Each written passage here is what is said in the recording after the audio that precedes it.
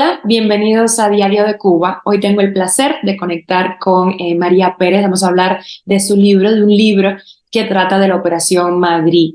Este libro pues rescata la historia, que es un poco conocida, tengo que decirlo, de más de 3.000 niños varones cubanos que fueron enviados desde Cuba a España, la España franquista en ese momento. Esto sucedió entre 1966 y 1974, si hay algo más, rectifícame María. Bueno, para escapar Correcto. del régimen totalitario en Cuba, algunos en el servicio militar obligatorio. Y bueno, uno de estos niños es tu hermano, era tu hermano, que era Sí. muy jovencito, un niño cuando estuvo incluido en esta Operación Madrid, en este envío de niños de Cuba a España, y ahora pues lanzan ustedes el libro Cuando salí de Cuba para hablar del caso de tu hermano y del caso de otros niños bueno, que ahora son adultos obviamente, y ustedes ahora han tenido que hablar con ellos y completar las historias. Entonces, muchísimas gracias María por estar con nosotros hoy. ¿Cómo estás? Muy bien, y gracias a ti por esta oportunidad. Este, como sabes, como bien has dicho, el libro ha sido el producto de la colaboración entre mi hermano y yo, pero no es exclusivamente la historia de mi hermano. Cuando inicialmente mi hermano me pidió que lo ayudara a escribir un reconocimiento hacia el padre Antonio Camiñas, que fue el sacerdote que lo recibió en España. Y un poquito a modo de aclaración, a diferencia de Peter Pan, esto no fue una operación diseñada para sacar niños de Cuba. Resulta ser que si rebobinamos un poquito y vamos a cuando esto sucedió, las familias como la nuestra habían solicitado la salida de Cuba con los vuelos de la libertad y estaban esperando que le llegara su telegrama, como decíamos en aquel momento. Y resulta ser que habían niños como esos otros 3.000 familias que estaban cerca de la edad militar.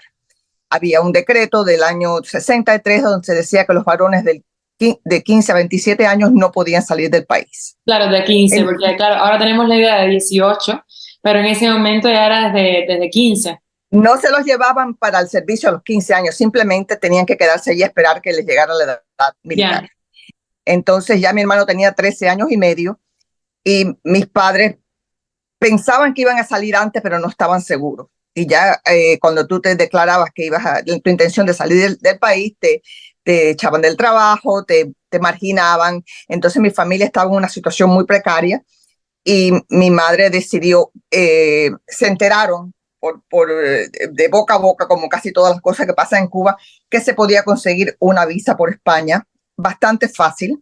Simplemente había que pagar el pasaje de Cuba a España. De hecho, había familias enteras que salieron por esta vía, pero en el caso nuestro y en el caso de muchos niños, los familiares en el extranjero no podían costear el pasaje que se compraba por KLM o por Iberia y era como de 400 y pico de dólares, que en aquel momento para estas familias en Estados Unidos recién llegadas era un dineral. Entonces empezaron a llegar niños a Barajas solos y el padre Camiña se entera, pero antes se había enterado el padre Gerardo, que los llevaba allí a donde él vivía y en ese piso de Gerardo, en el suelo, durmieron niños, hasta 20 creo, tengo entendido una vez, pero eso no lo recoge tanto el libro nuestro. El libro nuestro se enfoca en la historia de esos niños que como mi hermano llegaron a Barajas solos y que el padre Camiña los recoge. La obra del padre Camiña puedo decir con confianza que comienza cuando los niños llegan a Madrid. El padre Camiña era un sacerdote cubano, franciscano de Remedio, que había sido bastante reconocido en Cuba por su labor administrativa y era el editor de una revista que se llamaba La Quincena, una revista católica bastante importante. Se había ido a España, por supuesto, él no lo votaron de Cuba porque los sacerdotes cubanos no los votaban, pero él estaba en desacuerdo con el gobierno y se fue a España y él amaba España y amaba, de hecho yo estuve ahora en el monasterio donde vivió y donde se recibió sacerdote. Pero bueno, volviendo a la historia nuestra, mi hermano me dice, oye, ¿por qué no hacemos un reconocimiento? ¿Por qué no escribes algo para reconocer la figura del padre Camiña que nadie conoce y esta historia que nadie conoce? La idea en aquel momento no era de escribir tanto sobre la historia de los niños, sino de reconocer la labor del padre Camiña. Entonces yo le dije, pero mi hermana se llama Remberto Remes, pero yo no soy escritora, ¿cómo yo me voy a poner a escribir ahora esto? A mí no me gusta mucho meterme en camisa once varas, pero me seducía la historia, la idea de hacer la historia, de que esto no podía quedarse así en el olvido. Y voy a donde Enrique del Risco, que quizás lo conoce. Sí, lo entrevistamos en el Diario de Cuba. Historiador y autor de varias novelas, y entonces le digo, Enrique, ¿por qué tú no escribes algo sobre eso? Me dice, mira, María, yo no tengo tiempo, yo estoy escribiendo mi novela, yo tengo las clases, pero ¿por qué no lo escribes tú? Y yo, pero Enrique, si yo en mi vida he escrito un libro, ni nada. Dice, pero yo, no te preocupes. Y me pone en contacto con Ricardo Quiza, que es un historiador cubano, y de ahí entonces Ricardo, nos entrevistamos, ya hicimos muy buena química, y Ricardo, además de un gran profesional, es muy buena persona, y empezamos a investigar, y nos dimos cuenta que el proyecto era más grande que escribir un artículo sobre el padre Camiña, y nos dimos a la tarea de entrevistar niños y las familiares que se quedaron en Cuba, los familiares que recibieron los muchachos en Estados Unidos, y de eso se trata el libro. Hay unas 50 entrevistas, así que el libro es la historia de mi hermano, y escrita un poco por mí y por él, pero también es la historia de todos estos niños que se han publicado las entrevistas en el libro. O sea, el libro lo conforman todas estas historias. La historia de mi tía, que en aquel momento estaba muy enferma, de hecho, casi en su lecho de muerte me dio la entrevista, y ella había firmado 42 affidavits entre niños y personas mayores en aquel momento. Una mujer que trabajaba en una factoría, ¿no? Entonces, son historias dignas de rescatar, de ese exilio que nunca ha abandonado su gente en Cuba, que siempre, que el gobierno trata siempre de minimizar y de hacernos enemigos con nuestros hermanos de Cuba, y la realidad es que hemos sido un exilio muy generoso y seguimos siéndolo. También se habla de las familias que nos quedamos allá, porque mi hermano viajó solo, nos quedamos allá nosotros, yo y mi mamá y mis hermanos y mi papá, y que nos reunimos en el caso nuestro 2 años después, pero hay niños que no vieron a sus padres. Hay uno que nunca más vio a sus padres, y hay otros que se demoraron desde 3 hasta 14 años el más. 2 niños que fallecieron en los albergues de tifus.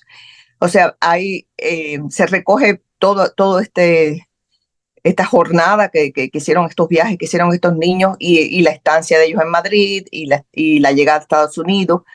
Algunos familiares no recibieron a los niños con tanto cariño, y eso también se recoge. Es bastante auténtico, y tratamos de recoger ese sentimiento de estos muchachos que tenían entre 3 y medio y 15 años.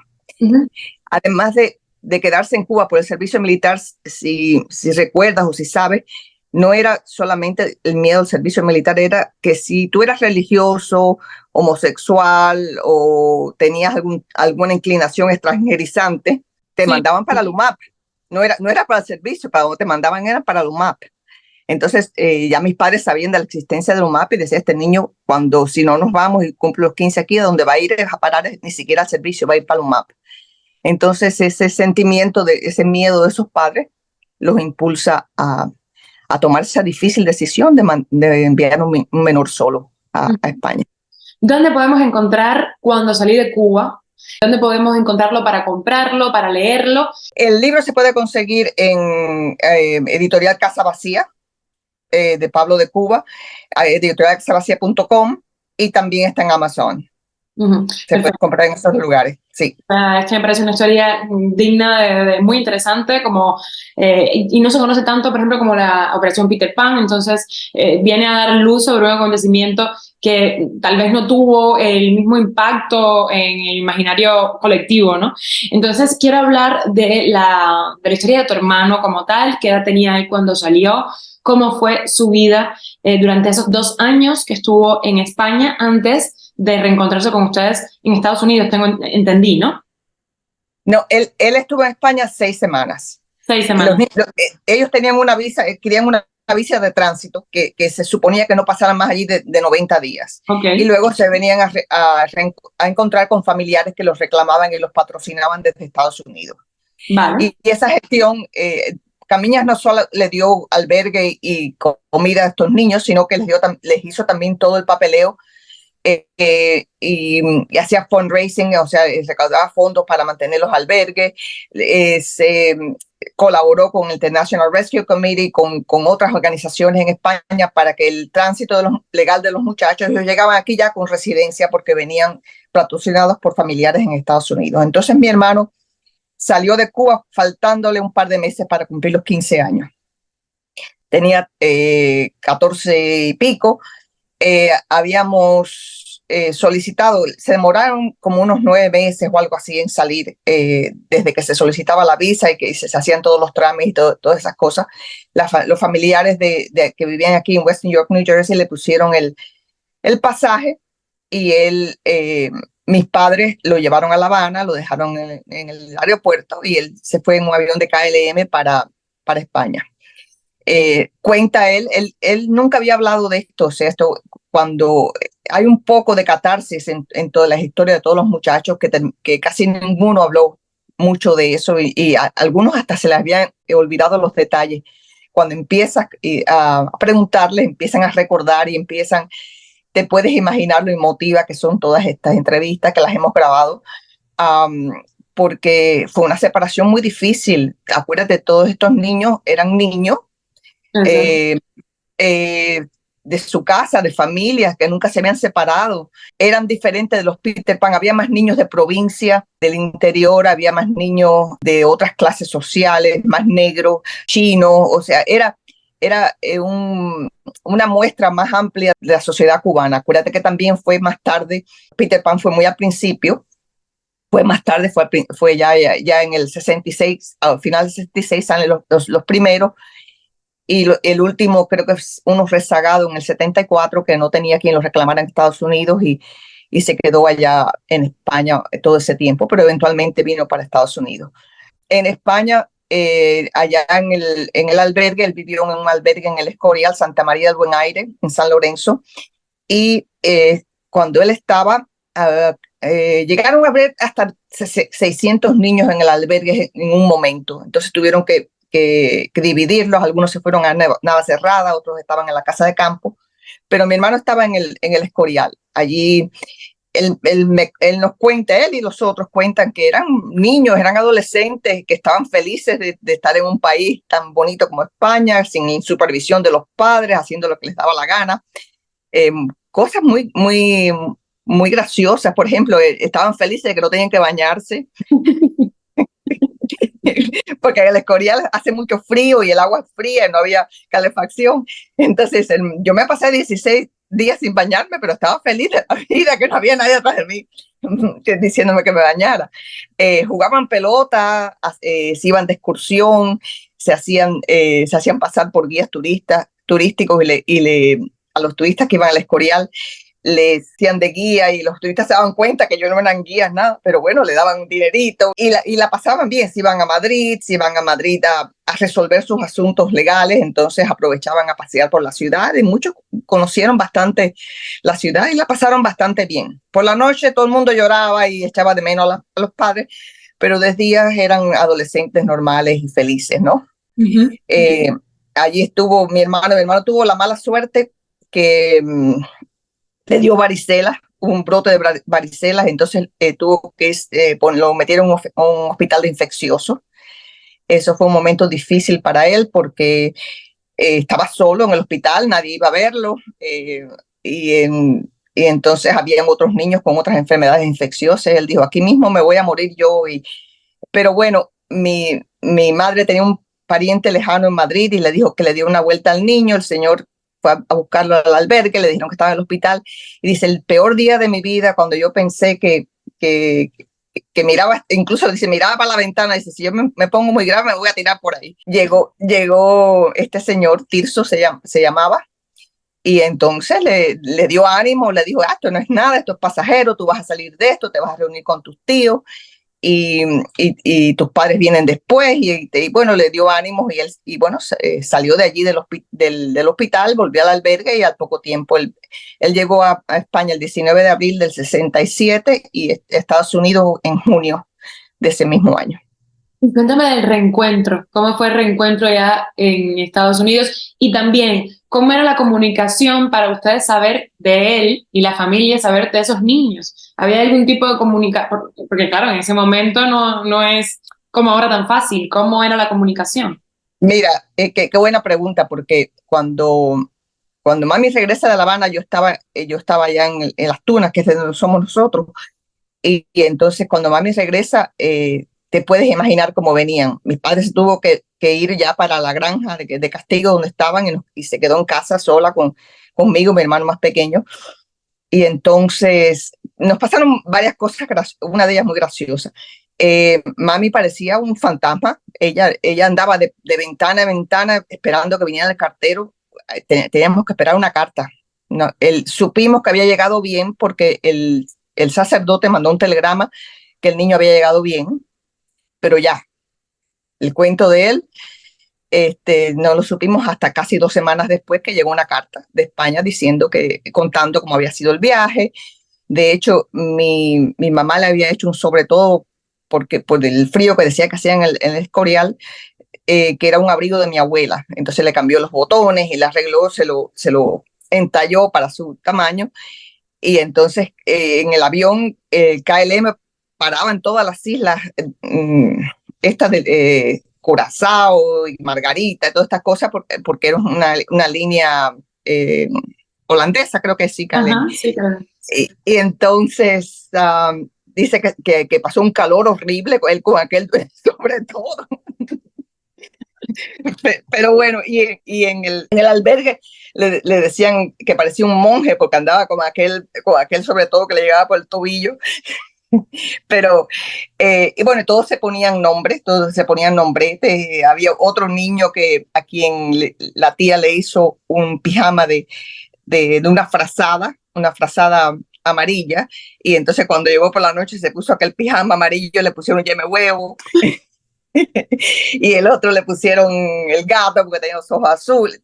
Todos se ponían nombrete y todas estas cosas. Pero bueno, lo que me pregunta, eh, nosotros entonces a esperar nuestra salida, que había que esperar, y ibas a migración, vaya para su casa, que le llegará cuando llegue su turno. Y a nosotros nos saltaban, en el número nosotros lo saltaban, y no había manera que nos llegara a la salida. Y mi mamá, la pobre, te cuento esto porque cuando llega mami de allá de La Habana, venía muy enferma, vomitando y no sostenía nada en el estómago, qué sé yo. Y entonces, después de unos días así, yo le dije, mira, mami, yo tenía 13 años, pero de pronto te conviertes como una persona mayor. Mami, tú estás muy mal, vamos al médico. Entonces fuimos al médico y el médico le dice a mi mamá, bueno, señora, cuando usted salga del embarazo le vamos a tratar su depresión. Mi mamá estaba embarazada en aquel momento Dios y mío. no sabía. Pensaba que ella estaba mal, de que estaba mal porque mi hermano se había ido. Y eran los síntomas del principio del embarazo. Y así llegó al mundo mi hermanita, eh, que se conocieron 2 años después cuando venimos a Estados Unidos. Entonces, ese tiempo allí, siempre con la angustia de que si no nos iban a dar la salida, qué sé yo. Entonces, no nos llegaba la salida de inmigración, no le hacía mucho caso a mi madre, que iba allí un día, una semana sí, otra también. Entonces, por fin, un tío mío que conocía una persona que tenía influencia en el gobierno, no sé qué, él le dijo, mira, a ver qué pasa con esta gente. Y resulta ser que habían archivado nuestro expediente junto con el de mi hermano cuando mi hermano salió. Y gracias a este señor que se tomó el trabajo de ir a buscar a ver dónde estaba el caso de nosotros, lo sacaron, y entonces enseguida nos llegó la salida. Pero si no, nos hubiéramos quedado allí, sabrá Dios cuánto tiempo, porque Estaban toda la familia, tu mamá, tu papá, tú, todos pudieron salir, incluso tu padre. todos salimos entonces y nos reencontramos con mi hermano que vivía upstate New York, en un pueblo que se llama Newburgh, que era donde vivían mis tíos. Y él, entonces eso fue 2 años después. Ya yo me había despedido de un niño gordito, chiquitico, y me encontré con un joven muy moderno, muy cool, con un pelado así como los Beatles y con pantalones de campana y muy guapo. Y él nos encontró a nosotros muy feos y muy acabados.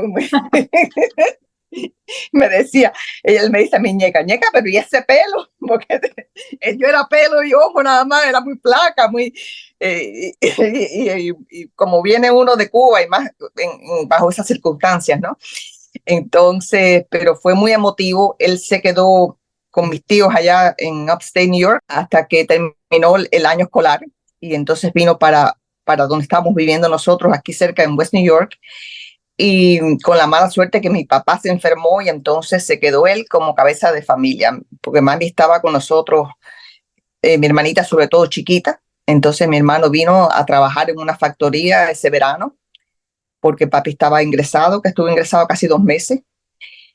Y, y entonces el principio fue muy difícil, como son casi todos los principios de los emigrantes, ¿no? Pero felices de que estábamos juntos de nuevo y que bueno, que estábamos bien y sabíamos que aquello era temporario y que nosotros íbamos a echar para adelante.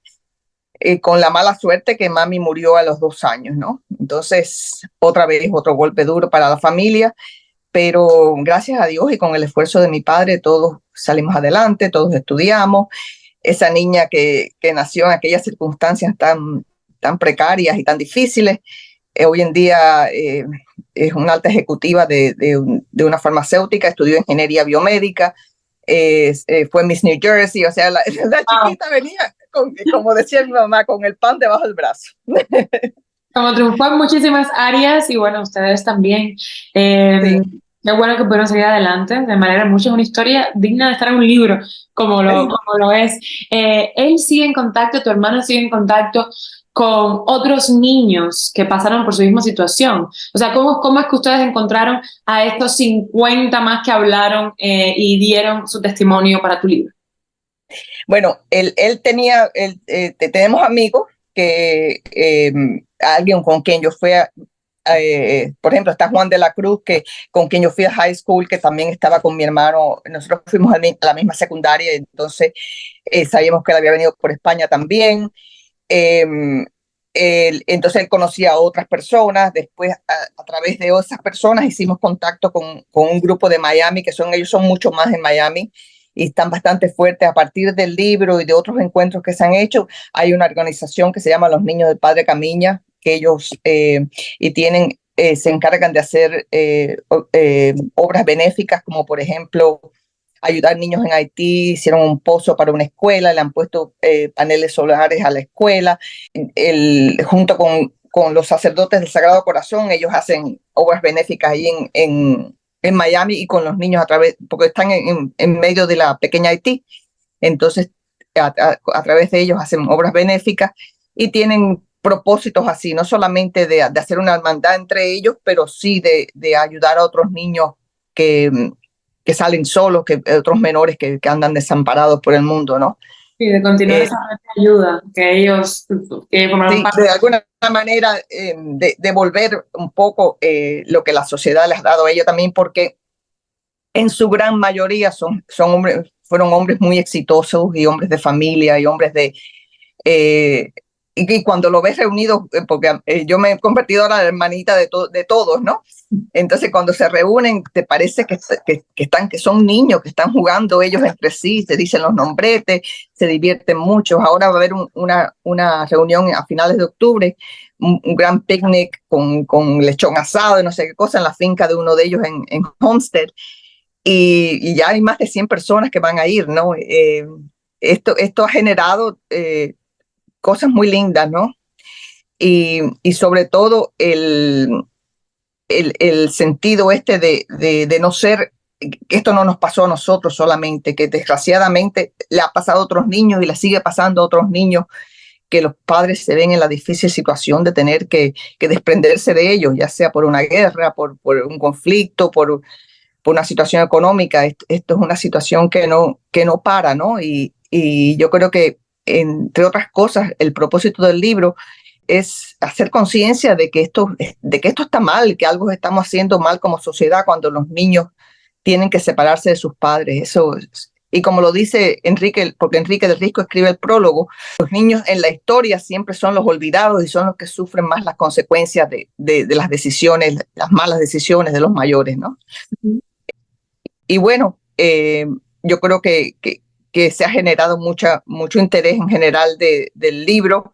Va a estar en la biblioteca del Congreso. Hay interés de traducirlo al inglés, de hacer un producto visual. No sé todavía exactamente qué va a ser, pero una historia visual para que llegue a más gente, porque desafortunadamente no leemos mucho, ¿no? Entonces un producto visual, un documental o una serie o algo así, va a llegar la historia, va a llegar a mucha gente. Sí, Ujú. sí, sí. Pero ya sabemos, en Casa Vacía, Editorial Casa Vacía y también en Amazon. O sea, yo Sí, saliendo de esta entrevista me lo compro porque tengo que leer estas historias. sí. Quiero preguntarte, María, ¿quiénes eran las familias? O sea, ¿qué perfil tenían las familias que podían acceder? Tú me dijiste ya que esto era algo que se sabía de boca a boca, la Sí, posibilidad de salir por estos visados a España. Pero más o menos, ¿cuál era el perfil de las familias que tomaban esta decisión y las familias quedaban en contacto también en Cuba? Como ustedes conocían a otras familias que también habían tomado esta decisión. nosotros conocíamos a la familia de un primo de nosotros que había salido un poquito antes que Renberg, pero en realidad no había ese tipo de network entre ellos, ¿no? Después sí hemos conocido otras familias aquí en el exilio, pero en Cuba yo no sé exactamente, y eso hay ahora en la Universidad de Valencia hay una profesora, hay un interés académico también que se ha dedicado a investigar más a fondo. El libro ha dejado muchas preguntas en el aire, ¿no? ¿Cómo fue, qué tipo de acuerdo hubo entre esos gobiernos? Cómo, todos esos pormenores que no fue la intención del libro, la intención era testimonial y recoger la historia de los muchachos, pero hay mucho interés académico en documentar más a fondo lo que sucedió políticamente. Acuérdate, Fidel, Franco, cómo salen casi 4.000 niños de Cuba, algo tuvo que haber de acuerdo entre esos dos gobiernos, y también quiénes eran el perfil de las familias que pudimos entrevistar. Eran de todo tipo de gente, casi todos clase media, familias acomodadas, pero hay un niño que dice, bueno, yo salí de atrás de un arao, yo era un guajirito que estaba arando la tierra y mis padres querían salir de Cuba y tomaron esa decisión. Um, el chino, que los padres habían ido a Cuba huyendo del comunismo en la China y no quería que los volviera a agarrar en Cuba. El negro, es muy gracioso porque al negro le dicen canfor. Canfor, ¿sabe qué es el betún ese que hay en España para limpiar los zapatos? Entonces te encuentras con las historias de Canfor, te encuentras con niños homosexuales, ¿no? Por ejemplo, hay una historia que cuenta José Moya, que dice que había un niño homosexual que ellos le hacían burla todo el tiempo y el niño lo agobiaron tanto que se escapó del albergue. Y ese día que se escapó, bueno, pues los mandos, los responsables los levantaron a la madrugada y dice, ahora vamos, todos tienen que salir, tenemos que encontrar a este niño. Y se fueron y se lo encontraron en el medio del bosque llorando con frío, qué sé yo. Dicen, se abalanzaron todos sobre el niño, besos y abrazos, y lo trajeron en hombros. O sea, te das cuenta que el ser humano, de lo malo y de lo bueno del ser humano, como todos lo llevamos, y esas situaciones de crisis, como sacan a veces lo peor, pero también lo mejor de nosotros. La familia, ya como te dije antes, la clave era tener un familiar en Estados Unidos o en España que le mandara el dinero. Yo creo que la visa podías ir solicitarla, tenías que tener recomendación, creo que de 2 sacerdotes y una persona que se hiciera responsable de ti en Estados Unidos. Y entonces eso fue lo que pudimos averiguar a través de esta investigación, que sin ser un libro histórico, todo lo que sucedió está dentro de un marco histórico totalmente cierto, y todo lo que las leyes y todas estas cosas están corroboradas, pero sí dejó muchas preguntas en el aire que ya, como ya te comenté, hay un interés académico en la Universidad de Valencia de investigar qué es lo que pasó en España, dónde están esos archivos, porque hay que meterse en los archivos de España y los archivos de Cuba para ver, porque tiene que haber entrada y salida en estos. ¿Qué pasó ahí? O sea, ¿cómo se dio esto, no? Sí. De bambalinas. Ya para terminar, o sea, por supuesto, la operación Peter Pan, salvando diferencias, fueron 14.000 niños, fue al inicio de todo. Además, fue a Estados Unidos, en España, o sea, hay diferencias muy notables. Pero, ¿qué elementos pueden diferenciar estas dos operaciones, además de los más visibles? Claro, sin para nada menospreciar ni minimizar la operación Pedro Pan, fueron dos eventos muy distintos.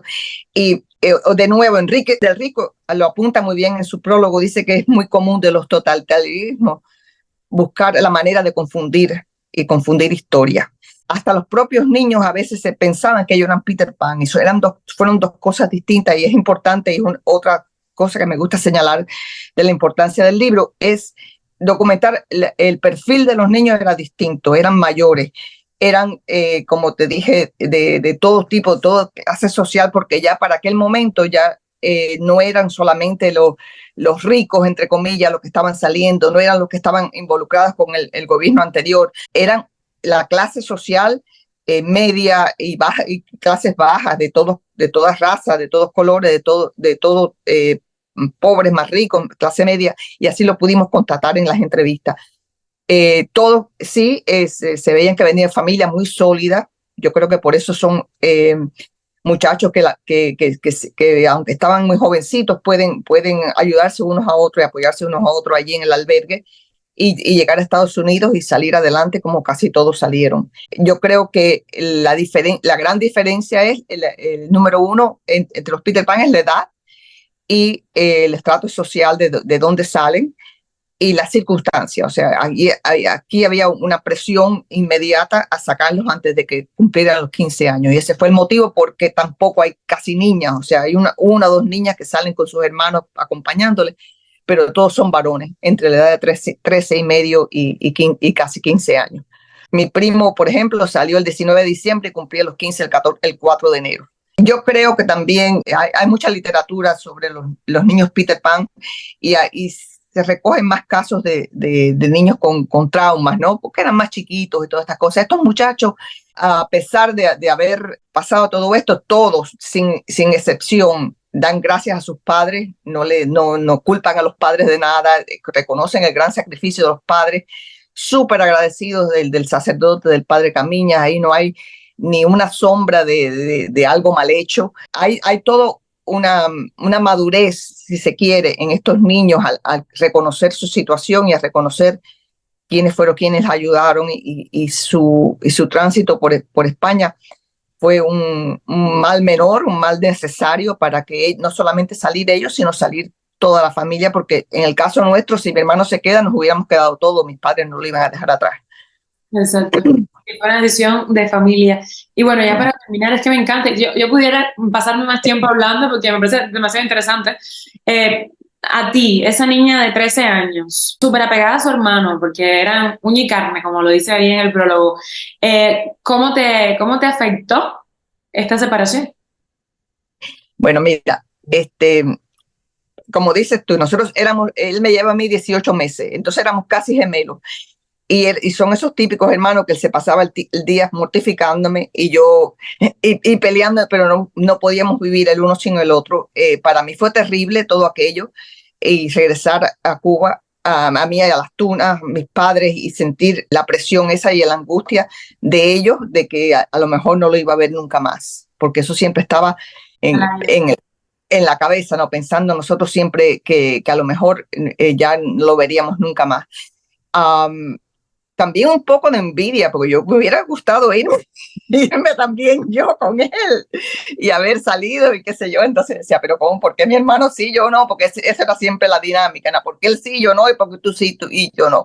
Pero cuando nos reunimos y cuando nos tocó vivir la entereza de la situación familiar de nuevos emigrados y personalmente de nuestros padres, primero que mi padre se enfermó y estuvo muy enfermo 2 meses, y después que mami muriera y todas estas cosas.